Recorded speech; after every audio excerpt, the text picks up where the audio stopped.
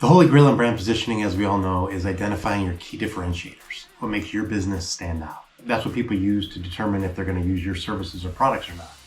But what's almost equally as important are when you do a competitive analysis and you identify certain areas or aspects of the business that your competitors are focusing on, then you also need to focus on.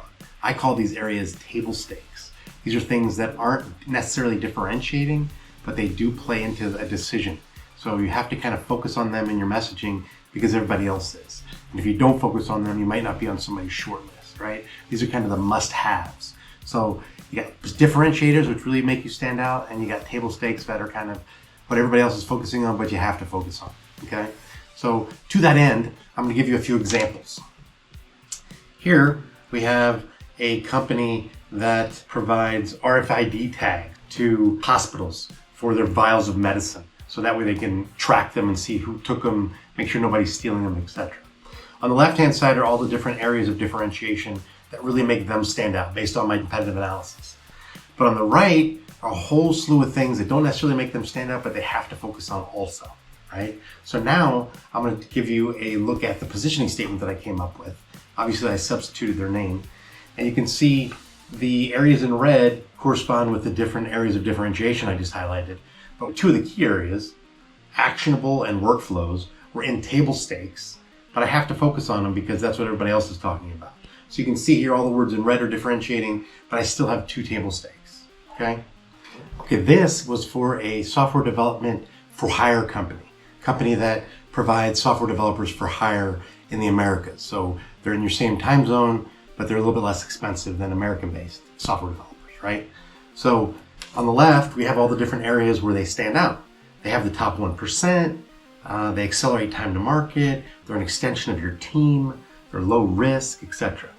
But they still had to focus on things on the right.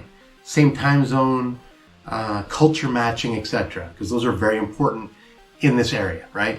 So if you look at the positioning statement that I came up with, in red, you see all the different areas of differentiation that correspond with what I just shared, but you also see the word culture.